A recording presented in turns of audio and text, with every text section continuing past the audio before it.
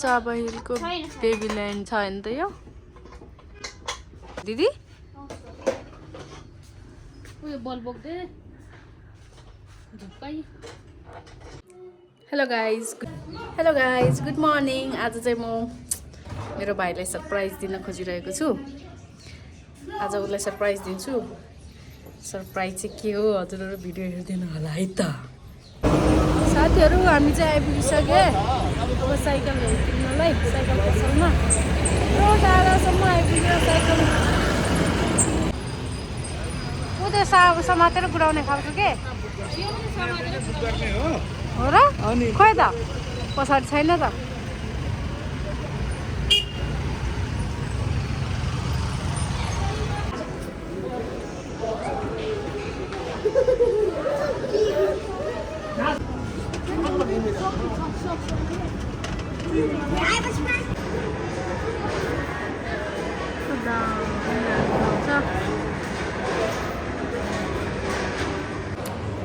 साथीहरू साइकल खोज्दा खोज्दै यहाँ साइकलमा भेटेर हामी त हिँडेछौँ है।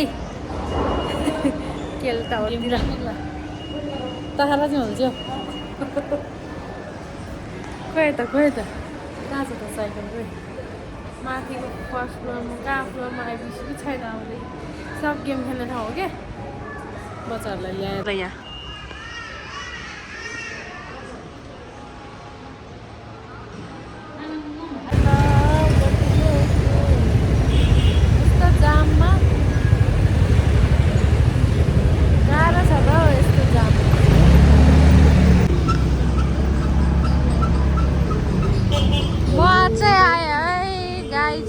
सरप्राइज किन्नलाई तर कहाँ पाउँछ जति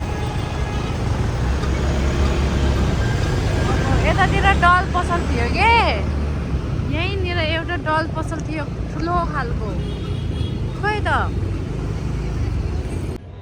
साथीहरू म चाहिँ बेबी ल्यान्डमा आइसकेँ चाबेलीको। मेरो बेबीको लागि सानो साइकलहरू हेर्नु पर्यो भनेर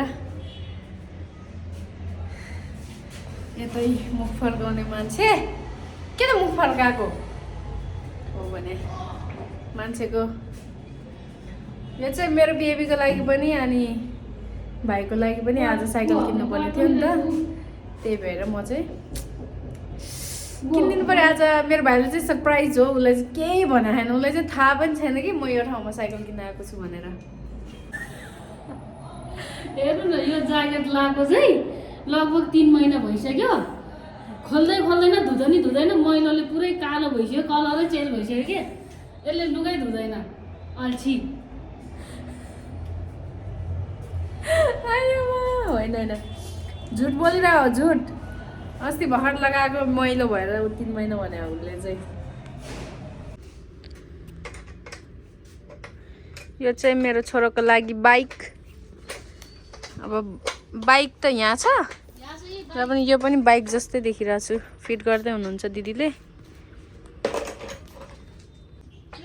यो चाहिँ चाबा हिलको बेबी ल्यान्ड हो। चाबा हिल चोक अगाडि नै छ नि त यो।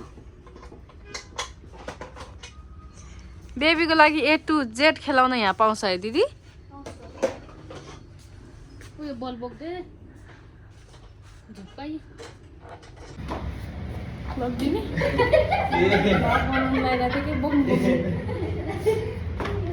हामी चाहिँ साइकल लिएर हिँडेको।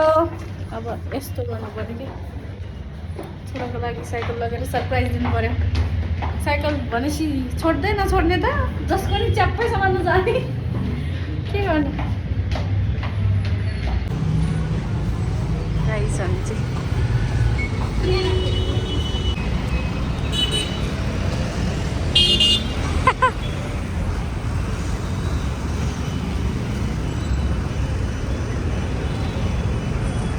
नाना बाहुबली एकचोटि यता हेर्नुहोस् त। बाहुबली स्कुटी साइकलको मैले चाहिँ अहिले साइकल लिइसकेँ बाबुको लागि। यो चाहिँ साइकल हो। यो दुईटा साइकल लाने चाहिँ कसरी होला लान पो गाह्रो पर्ने भयो त हौ गाइस।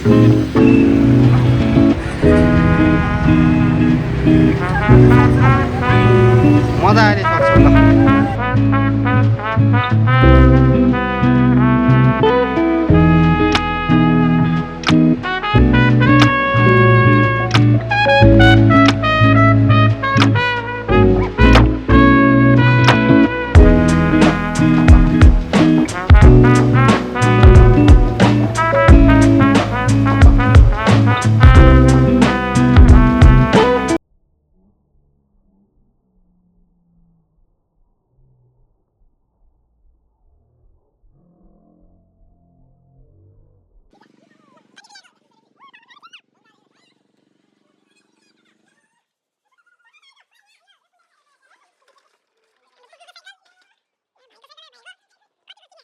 ल ल ल चला चला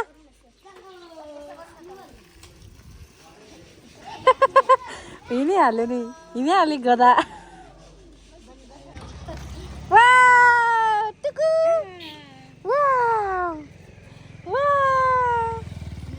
मेरो छोरा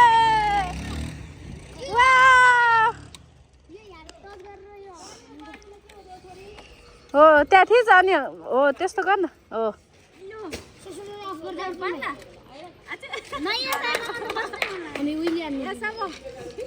हो त्यो बान त अर्पण ह्याप्पी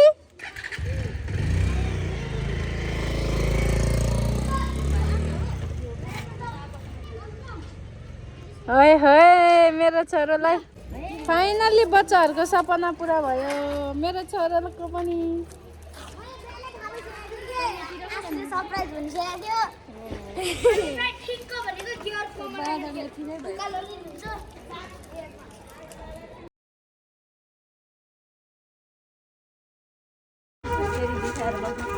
अहिले त खुसी भएर